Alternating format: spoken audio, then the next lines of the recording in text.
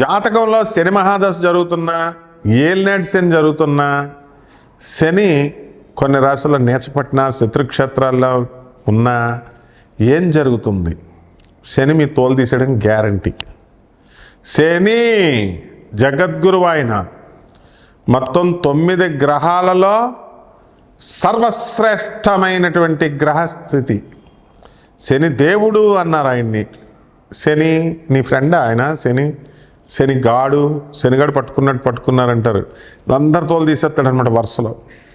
ఎవడెవడైతే మోసాలు చేస్తాడో, ఎవడెవడైతే అవతలాడు పెళ్ళాలను ఎత్తుకుపోతాడో, ఎవడెవడైతే అవతలాళ్ళ స్థలాలు దొబ్బేస్తారో, మోసాలు, కపట అమాయకుల్ని మోసం చేసి, అబలాలని మోసం చేసి, తాంత్రిక సెక్స్లని, లేకపోతే ఈ పంచమకారాలని డబ్బులు దొబ్బేసి, లేకపోతే మామూలు ఫీల్డ్లో మీరేమైనా తక్కువ తిన్నారా నాయన ఐపీఎల్ పెట్టేసి చిట్టిపాటలు పెట్టి వ్యాపారాల్లో మోసాలు. మీరు జనాలను మోసం చేస్తారు కానీ అక్కడ శనిని చేయలేరు. శని అక్కడ చూస్తూ ఉంటాడు, అకౌంట్ రాస్తూ ఉంటాడు అనమాట.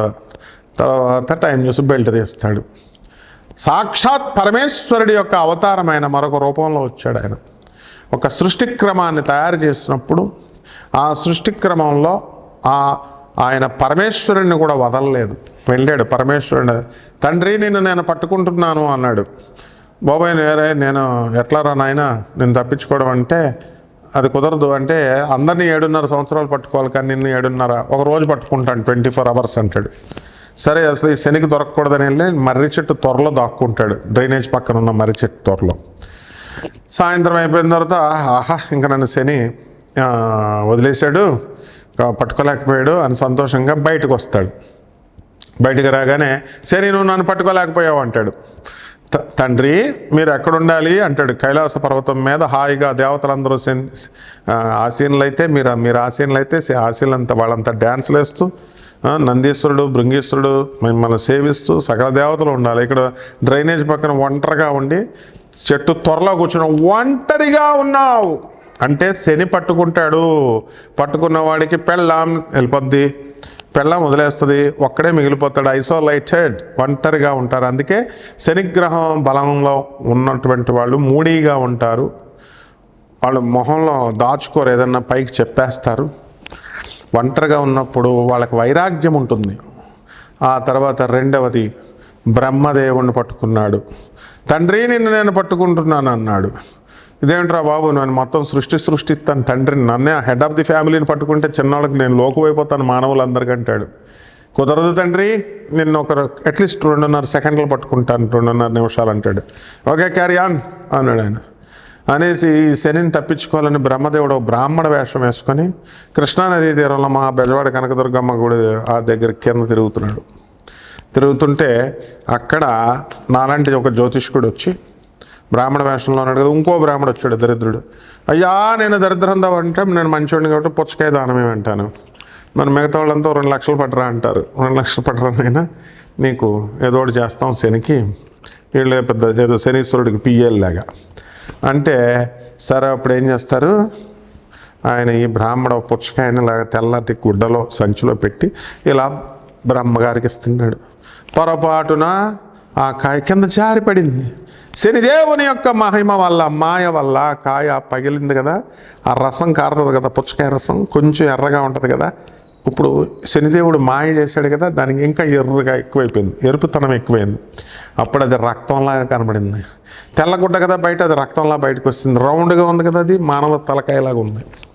కపాలాలు పూజ చేస్తాం అని కపాలాలు అఘోరీలు అంటారు కదా, వీళ్ళు అలా సంచిలో వేసుకున్నాడేమో అని రక్షక భటులు పోలీసు వాళ్ళు వెళ్తే ఇదేంటిది అంటారు.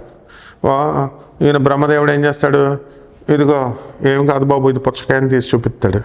సరేనా వదిలేస్తారు. కానీ బ్రహ్మదేవుడు అంతటి స్థాయి వాడినే ఒక మామూలు కానిస్టేబుల్ రక్షక భటులు తన సృష్టించినటువంటి రక్షక భటులు వచ్చి తండ్రి అయినటువంటి బ్రహ్మదేవుణ్ణే నిలదీసి అడగడం, అది చాలు అనమాట అవమానం. ఇదే శనిని పట్టుకోవడం అంటే, అంతేగాని ఏదో చేయడం అనమాట. ఇక బ్రహ్మదేవుడిని వదలలేదు, శివుణ్ణి వదలలేదు. శివుణ్ణి పట్టుకోవడం అంటే నటన అదంతా. శివుడు నిజంగానే పట్టుకున్నాడు. అక్కడ ఏంటి, శివుణ్ణి పట్టుకున్నాడు. కానీ శివుడు ఆయన అవతారం కాబట్టి ఈ సృష్టి క్రమంలో శనీశ్వరుడు పట్టి పీడించాలి కాబట్టి ఆ క్రమాన్ని ఇక్కడ అలవాటు చేయాలి కాబట్టి ప్రజలు దొరికిపోయినట్టుగా యాక్టింగ్ చేస్తాడు. పరమేశ్వరుని ఎవడో పట్టుకోలేడు. శని వేరు శివుడు వేరు కాదు, ఇద్దరు ఒకటే. అది ఆ ఆర్డర్ నేర్పిద్దాం. ముందు మనం సలహాలు చెప్పేటప్పుడు ఒక మాట వినాలి కదా, మనం చేసి అవతలడికి చెప్పాలి. అంతేగాని మనం చేయకుండా నేను మటన్ రోజు చేయను మీరు చేయండి అంటే కుదరదు. ఈశ్వరచంద్ర విద్యాసాగర్ అని బెంగాల్లో ఉంటాడు, మనందరికీ తెలుసు. ఆయన దగ్గరికి మొత్తం ఏదో బాబా గారి దగ్గరికి వస్తున్నట్టు భక్తులు అందరూ వచ్చేవారు. ఒక లేడీ ఏం చేస్తుంది, చాలా దూరం నుంచి చిన్న కొడుకుని తీసుకొని వస్తుంది ఆయన దగ్గరికి దర్శనం కోసం. వచ్చి ఎక్కడి నుంచి వచ్చిందండి, ఒక 1000 కిలోమీటర్లు, ఢిల్లీ నుంచి కలకత్తా వచ్చింది. వస్తే ఏంటమ్మా అంటే, మా అబ్బాయి స్వీట్లు తింటున్నాడు సార్ అంటది. అయితే నువ్వు నెక్స్ట్ వీక్ రామ్మా, లేకపోతే 15 days తర్వాత రామ్మా అని పంపించేస్తాడు. ఈవిడ మళ్ళీ కష్టపడి 15 రోజుల తర్వాత వస్తుంది. వస్తే బాబు స్వీట్లు తినకమ్మా అంటాడు. ఇదేంట్రా నాయన, ఈ చెప్పేది ఏదో ఫస్ట్ రోజునే చెప్పుంటే నా ఛార్జీలు మిగులును, నా శ్రమ మిగులును కదా అనుకుంటుంది. అప్పుడు విద్యాసాగర్ని అడుగుద్ది, ఈశ్వరచంద్ర విద్యాసాగర్ అని, సార్ ఆ రోజే మీరు చెప్పుండొచ్చు కదా అంటే, ఎలా చెప్తానమ్మా నేను అప్పటికి నువ్వు వచ్చినప్పటికి నేను కూడా స్వీట్లు తింటున్నాను కాబట్టి నేను తింటూ మీ కొడుకుని మానమని చెప్పలేను. ఆచరించేవాడికి ఆ హక్కు ఉంటుంది. అలా నేను మానేశాను ఇప్పుడు 15 days, కాబట్టి ఇప్పుడు నాకు హక్కు వచ్చింది, నేను మీ వాడికి తినొద్దరా అని చెప్పాను అంటాడు. అనేసరికి అలా బ్రహ్మదేవుడు పరమేశ్వరుడు కూడా శనీశ్వరుడు యొక్క మాటలను మనం గౌరవించాలని ఆ సృష్టి క్రమం కోసం వాళ్ళు ఆచరించి చూపించారు ఆదర్శవంతంగా. అంతేగాని బ్రహ్మదేవుడినే పట్టుకున్నాడు, బ్రహ్మదేవుడు చాలా చిన్నోడు, శివుడిని పట్టుకున్నాడు, శివుడు చాలా చిన్నోడు, శని పట్టుకున్నాడు, శని చాలా గొప్పడు, ముగ్గురు ఒకటే గాడిద. కాబట్టి ఇలా గాడిదలు ఆలోచిస్తాయన్నమాట, ఎంతసేపు తప్పులను పట్టుకోవాలని. ఇది తప్పనమాట. అలాగే కళత్రపుత్ర శత్రుత్వ కారణాయ నమః అన్నారు. శని ఎప్పుడైతే ఏ స్థానంలోకి వస్తాడు, 7వ స్థానంలోకి వచ్చినప్పుడు పెళ్ళాను మొగుడిని లైక్ చేయదు, గొడవలు, పిల్లలు వ్యతిరేకం, రివర్స్ అయిపోతారు. కళత్ర పుత్ర శత్రుత్వ కారణాయ, భార్య పిల్లలకి ఫైటింగ్ పెట్టేస్తాడు, వీళ్ళు విడిపోతారు. విడిపోకపోయినా కొట్టుకు చేస్తూ ఉంటారు. ఈ విధంగా ఈ యొక్క శనీశ్వరుడి యొక్క బలం, శని తులలో ఉన్నప్పుడు వచ్చస్థితి నిన్ను మహోన్నతుని చేసేస్తాడు, అపర కుబేరుని చేసేస్తాడు, కోటీశ్వరుని చేసేస్తాడు. ఎగ్జాంపుల్ నేను చూపిస్తున్నాను. Food fats fertilisers limited managing director Sushil Goenka మరి ఇన్ని లక్షల కోట్ల రూపాయలకి అధిపతి అయ్యాడంటే సౌత్ ఆఫ్రికాలో పెట్టాడు ఫ్యాక్టరీ. 3F అని కొట్టుకోండి గూగుల్లో. ఫుడ్ ఫ్యాట్స్, మన ఫ్రెండ్ ఆయన ఇక్కడే మా హైదరాబాద్ ఆనంద్ మార్గ ఆశ్రమంకి వస్తాడు. మీరు కలవాలంటే ఆయన డైరెక్ట్ కలవచ్చు. Every second Sunday Saidabad colony హైదరాబాద్లో లక్ష్మీనగర్లో ఆనంద్ మార్గ స్కూల్ ఉంటుంది, అక్కడికి వస్తాడు ఆయన సత్సంగం. మామూలు తౌడు ఫ్యాక్టరీ రన్ చేసుకునేవాడు, తౌడెత్తుకునేవారు వాళ్ళు. అలాంటిది ఆయిల్ ఫ్యాక్టరీ. ఈ శని ఆయిల్కి ఇనుముకి స్క్రాప్ చెత్త, రోడ్ల మీద చెత్త ఏరుకునేవాడు, ఇనుమును కొనుక్కునేవాడు. లక్ష్మణ్ అని చెప్పి యూసఫ్గూడలో వెళ్ళి అడగండి, యూసఫ్గూడలో అక్కడ బాబాజీ హోటల్ దగ్గర వెంకటగిరి, ఆ యూసఫ్గూడ జంక్షన్లో ఏముంటుంది తెలుసా, 4 అంతస్తుల బిల్డింగ్, ఇప్పుడు కాదు 20 ఏళ్ల క్రితం కొన్నాడు. రతన్ టాటా వీళ్ళందరూ కూడా శని అనుగ్రహిస్తే పైకి వచ్చిన వాళ్ళు వీళ్ళంతా. అంతే. శని పట్టుకుంటే దరిద్రులు అయిపోయిన వాళ్ళు కూడా బోళె మంది ఉన్నారు. ఒక అతను చూశాను నేను, అతను శుభ్రంగా 3 ఇల్లులు ఉండేవాడు కాదు, ఒక లారీ కొన్నాడు. లారీ కొని లారీని తీసుకెళ్తున్నాడు. ఎప్పుడు చూసినా ఆ లారీ, అరే బాబు నీకు శని పడదురా నాయన, అసలు కొనొద్దురా అని చెప్పాను. మన మాట లెక్క చేయలేదు. వాళ్ళ తర్వాత డ్రైవరు క్లీనరు ఇద్దరు రోజు రిపేర్ అనేవారు. ఆ పాత టైర్లు అనేవారు, కొత్త టైర్లు అనేవారు, ఇది అనేవారు, అది అనేవారు. మొత్తానికి 3 ఇల్లులు లేచిపోయినాయి. ఈ లారీ పిచ్చి పోలేదు. శని మహర్దశ పట్టుకున్నప్పుడు, శని ఏలినట్టు శని పట్టుకున్నప్పుడు వదలనివ్వడం మిమ్మల్ని, మొత్తం తుడి చేస్తాడు. అదేవిధంగా పైకి లేపేటప్పుడు వద్దన్నా సరే ఐశ్వర్యం పుచ్చిపోయేలాగా చేసి కుప్పలు డబ్బులు ఇస్తాడు.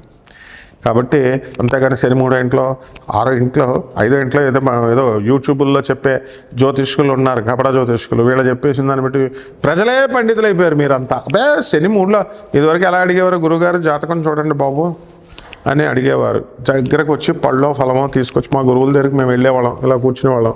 ఆయన వారమన్నా నెలన్నా గురువుగారు రాశారండి అని వెళ్ళేవాళ్ళం. ఇప్పుడు అంతా ఫోను, మీరు మహారాణులు మహారాజులు ఫోన్లో చెప్పాలి. అది కూడా మీరు జస్ట్ మన యూట్యూబ్ చూడగానే ఇన్స్పిరేషన్ మూడ్ వచ్చేద్ది అప్పుడే అనమాట. మళ్ళీ మర్నాడు ఉండదు ఆ మూడు చెప్పేయాలి. అంటే మీరు చెప్పినప్పుడు డేట్ ఆఫ్ బర్త్ ఏమండి నాది పేరు అనురాధ నక్షత్రం, 2వ పాదం, వృశ్చిక రాశి, శని 3వ ఇంట్లో ఉన్నాడు. ఇంక నేను ఎందుకురా మీరు చెప్తుంటే, ప్లస్ మీరు చెప్పేస్తుంటే డేట్ ఆఫ్ బర్త్ నేను రాసేసుకోవాలి. నా పెన్న దగ్గర ఉంటుందా? నేను బస్సులో ఉంటానో, క్లాసులో ఉంటానో, పూజలో ఉంటానో, బయట ఉంటానో, ఇంకేం లేదా? ఆ 3 అక్కడ వరకేనా అంటే అప్పుడు మేము ఫోన్ ఎత్తకపోతే వేరే జ్యోతిష్కుడు టిపుక్మని ఇలాంటి వాళ్ళందరినీ పట్టేసుకుంటాడు శని. రకరకాల వాళ్ళ జ్యోతిష్కులు, విద్య లేనటువంటి వాళ్ళు చెప్పేటటువంటి జాతకాలు విన్నా, శాస్త్రం తెలియనటువంటి వాళ్ళ జాతకాలు విన్నా శని పట్టేసుకుంటాడు. అంటే అశాస్త్రీయమైన పనులు, అవైదికమైన పనులు, నిషిద్ధమైన పనులు, నిషిద్ధమైన పూజలు చేసే వాళ్ళని శని పట్టేసుకుంటాడు. అబ్బాయి ఆనందంగా ఉందండి, మాకు షార్ట్ కట్ మెథడ్ వచ్చిందండి. కామాఖ్యాదేవి అండి, కామాఖ్యాదేవి పంచమకారాలండి, అక్కడ మేకని, కోడిని, పావురాన్ని, కోడిని బలిచ్చేశారని. ఒకత నా శిష్యురాలు ఉంది, మొగుడు వదిలేశాడు. నేను అమావాస్య అండి నా పూజ చేసేస్తున్నానండి, హోమాలు చేసేస్తున్నాడండి గడ్డాన్నారం దగ్గర అంటాడు. దాని ఫ్రెండ్ అది నగ్న పూజలు చేయించేసుకుంటుందండి, ఎవడో రాజమండ్రి నుంచి వచ్చేస్తున్నాడండి అంటది ఒకడు. ఇలా ఇంకొకళ్ళు గట్కేసర్ దగ్గరట పీఠం పెట్టేసాడంటే ఎవరో రెడ్డి, అక్కడ వెళ్ళిపోతున్నామండి, బగలాముఖి అండి పీఠం, వారాహి పీఠం ఇవన్నమాట. అన్నీ చేసేసాడు. అమ్మ నీ మొగుడు వస్తాడా? ఇప్పుడు కూడా రాలేదనమాట, ఇప్పటికి 5 సంవత్సరాలు అయింది. అది అంటే ఈ యొక్క శని మిమ్మల్ని పట్టుకున్నప్పుడు శనిదేవుడి మీద ఎంత అప్రాచ్యపు వెధవలు, చండాలపు రాస్కెల్స్ వాళ్ళు, ఆ గాడిదలు వీళ్ళందరినీ శని పట్టేసుకుని పొయ్యేగాలాలు వచ్చేసి పోయారు కూడాను. ఎరా మీరంతా శనిని అభిషేకం చేస్తే మీకు కాళ్ళు కడుక్కోవాలా? తర్వాత శని అంటే ఏమనుకుంటున్నారు అసలు మీరు చేసిన పాపాలకి మీరు శనీశ్వరుడి గుడికి వెళ్ళి ఆయనకి అభిషేకం చేస్తానని చెప్పి అభిషేకం చేసి నోరు మూసుకొని ఇంటికి రాకుండా ఆడెవడో పంతులు గొట్టంగాడు చెప్పాడు, చదువురాని పంతులు అని చెప్పి వాడు బట్టలు వదిలేసి తలంటి స్నానం చేసేసి పాత బట్టలు, అక్కడ ఏడు చచ్చిపోయిన వాళ్ళు శవాల దగ్గరికి వెళ్తామని చూడు శ్మశానానికి, అలా బట్టలు వదిలేసి వెనక్కి తిరిగి చూడకుండా ఏదో శనీశ్వరుడు మిమ్మల్ని పట్టేసుకుంటాడా? ఏమన్నంటే నా స్టూడెంట్ ఒక ఉంది, ఎండి చదివింది గాడిద, ఎందుకు ఎంబీబీఎస్ ఎండి చదివింది, నెగిటివ్ వైబ్రేషన్ వచ్చేస్తుంది కూడా మళ్ళీ కడుక్కోపోతే అంది. 37 సంవత్సరాలైనా గాడిదకి ఇంకా పెళ్లి కాలే, చేసుకోదు.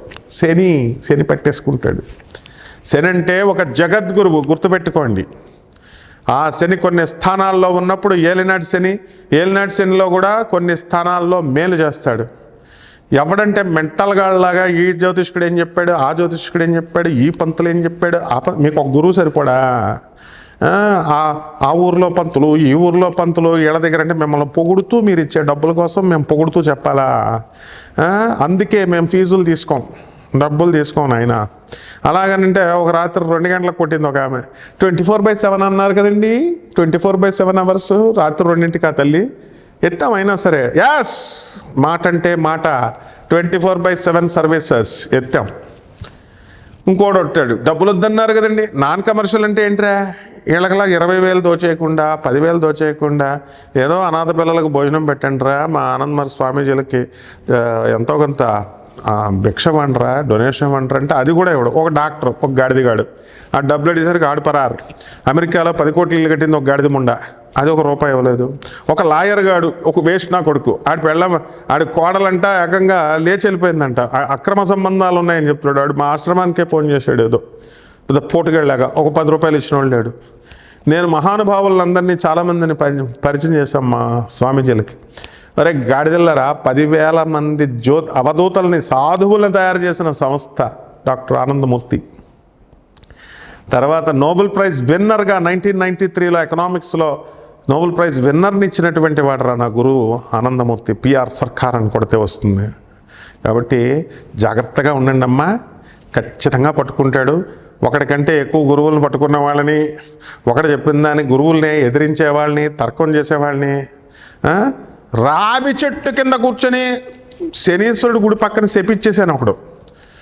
వాడు నీ తల్లికి నువ్వు తిండి పెట్టుకోరా అంటే ఏంటి 50 కోట్ల రూపాయలు వస్తారన్నారు, తర్వాత 6 స్త్రీలు వస్తారన్నారు. తమ్నైల్స్ ఎన్నో పెడతాం, మా ఎడిటర్లు పెడతారు, కమర్షియల్ వాల్యూస్తో వాళ్ళు పెడతారు. మరి ఛానల్స్ కెమెరాకి డబ్బులు ఎవడిస్తున్నాడు? డబ్బులు లైటింగ్ ఎవడిస్తాడు? కెమెరామెన్లు బతకొద్దా? యాంకర్లు బతకొద్దా?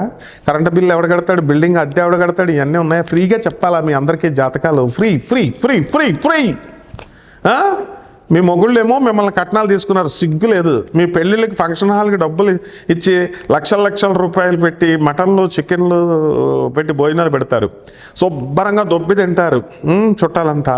వీళ్ళిద్దరు కొట్టుకు చేస్తారు. మీరిద్దరు కొట్టుకు చేసినప్పుడు ఒక్కడు ఆ తిన్నవాడు ఒక్కడు కూడా పోలీస్ స్టేషన్కి సాక్షి రాడు, కోర్టుకి సాక్షి రాడు.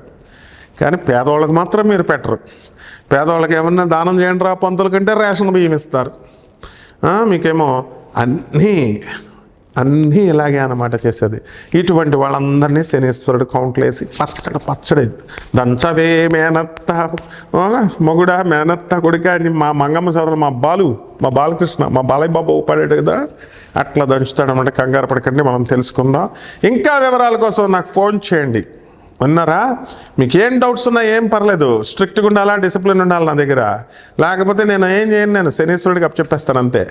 ఈ ద్వాదశ జ్యోతిర్లింగాలు ఎలా, అదంతా పరమేశ్వరుడు శివుడివే, అవే శనీశ్వరుడి క్షేత్రాలు. ఈ ద్వాదశ రాశుల వారికి ఏ విధంగా ఉందో మనం ఈ నెలలో డిసెంబర్ నెలలో అలాగే రానున్న సంవత్సరంలో నేను విడివిడిగా ఒక్కొక్క రాశి వారికి చెప్తున్నాను, చూసి ఎంజాయ్ చేయండి. మీనరాశి. ఈ మీనరాశి వారికి అందరికీ కూడా ఏలినాటి శని దంచుడు ఉంది, కానీ ఎక్కువ దంచుడు లేదు. మీకు మీ బంధుమిత్రులు వినోద కార్యక్రమాల్లో పాల్గొంటారు, అప్పులు బ్రహ్మాండంగా వస్తాయి, మీకు ఉద్యోగాలు బ్రహ్మాండంగా చేస్తారు. ఫ్రెండ్స్ వద్దంటే ఫ్రెండ్స్, మీకు తెగ ఫ్రెండ్స్, పాత గర్ల్ ఫ్రెండ్స్ అందరూ కూడా మీకు తిరిగి వచ్చేసి మీ ఇంట్లోనే దుకాణాలు పెట్టేయడానికి అవకాశాలు ఉన్నాయి. మళ్ళీ ఈ విధంగా చేయడం వల్ల మీ భార్యలు మిమ్మల్ని అపార్థం చేసుకొని మిమ్మల్ని క్షమించకుండా ఉండడం అనేటటువంటి అవకాశాలు ఉంటాయి. కాబట్టి ఏలినాటి శనిలో మరి ఏదో రకంగా మీనంలోకి మరి యొక్క శని వక్రించినటువంటి శని మరి మీనంలోకి రావడం అనేటటువంటి జరుగుతుంది మరి మార్చి 29, 2025 సంవత్సరంలో. కాబట్టి గొడవలు అనేటటువంటిది మీనరాశి వాళ్ళకి కంపల్సరీ వస్తాయి. వృత్తి, వ్యాపార, ఉద్యోగ విషయాల్లో మీకు తిరుగులేదు. కానీ మీ గర్ల్ ఫ్రెండ్స్ మాత్రం వచ్చి మీ ఇంట్లో కూర్చుంటారు. మీ భార్యలు మిమ్మల్ని మరి చాలా పెద్ద గొడవలు జరగడం అనేటటువంటి జరుగుతాయి. కాబట్టి గర్ల్ ఫ్రెండ్స్ని ఎక్కడికక్కడ కట్ చేసేసుకోండి అందరూ కూడా. తర్వాత అదేవిధంగా బ్యాంకు లోన్లు తీసుకున్నారు, బ్యాంకు లోన్లు కనుక సరిగ్గా కట్టకపోతే మీ ఇళ్ళకు వచ్చేస్తారు, బ్యాంక్ రికవరీ బ్యాచ్. కాబట్టి జాగ్రత్తగా అన్నీ కూడా చూసుకోండి. అన్నీ కూడా ఒకేసారి మీద పడిపోయినట్టుగా ఉంటాయన్నమాట. అంటే సుఖాలతో కూడినటువంటి కష్టాలు. కుంభరాశి వారికి ఎలాగుంటుంది? కష్టాలతో కూడినటువంటి సుఖాలు, మీకు సుఖాలతో కూడినటువంటి కష్టాలు. ఈ విధంగా వృత్తి, వ్యాపార, ఉద్యోగ విషయాల్లో బ్రహ్మాండంగా సంపాదిస్తారు. వ్యాపారాల్లో కిరాణా షాపులు ఉన్నటువంటి వాళ్ళు, కూరగాయలు ఉన్నటువంటి వాళ్ళు, బస్సు డ్రైవర్లు, వీళ్ళంతా కూడా ఆడదకి ఇలాగ ఆపిందనుకోండి బ్రహ్మాండంగా ఆపుతున్నారు కొంతమంది ఈ యొక్క మీనరాశి వాళ్ళు. అలాగే ఈ యొక్క వ్యాపారాలు ఎవరైతే చేస్తున్నారో మరి వాళ్ళు వచ్చి మగాళ్ళ కూరగాయలను కిరాణా షాపులు అనుకోండి, ఆడవాళ్ళు వచ్చి ఏమండి 1 కిలో టమాటాలు ఇవ్వండి అంటే వీళ్ళు మెలుగులు తిరిగిపోయి వీళ్ళు ఇచ్చేస్తారు. అదే మగవాడు అడిగితే ఎవరు.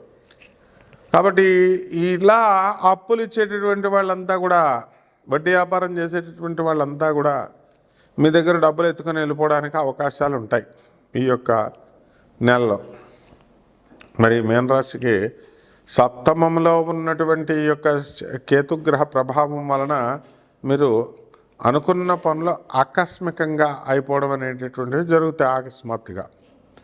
కాబట్టి ఈ యొక్క మీనరాశి వారికి సంతానం, ఇల్లు లేనటువంటి వాళ్ళకి ఇల్లు కొంటారు, స్థలాలు లేనటువంటి వాళ్ళకి స్థలాలు కొంటారు. మరి స్టూడెంట్స్ ఎవరైతే ఉన్నారో మాకు చదువు ఎక్కట్లేదండి అనుకునేటటువంటి వాళ్ళందరినీ కూడా పిల్లల తల్లిదండ్రులు ట్యూషన్లు పెట్టి తన్ని మరి మీరు పాఠాలు చదివిస్తారు. అలాగే డ్యాన్స్ ప్రోగ్రామ్స్ అని, కూచిపూడి నాట్యాలని చెప్పి మీరు వీళ్ళ స్టూడెంట్స్ అందరినీ కూడా పంపించడం అనేటటువంటి జరుగుతాయి. కాబట్టి ఈ యొక్క మీన రాశి వారికి ఏలినాటి శని జరుగుతోంది కాబట్టి శని జపం చేసుకోవాలి, శని స్తోత్రాలు చదువుకోవాలి, శనికి కిలోంపావు మరి నల్ల నువ్వులని నల్లని వస్త్రాన్ని ఇచ్చి పేద బ్రాహ్మణికి దానం చేయాలా. ఆ విధంగా దశమహావిద్యల్లో ఒకటైనటువంటి మహాకాళి అమ్మవారి యొక్క హోమాన్ని మీ ఇళ్లలో జరిపించుకోవడం ద్వారా బ్రహ్మాండంగా ఉంటుంది. మీకు శుభమస్తు.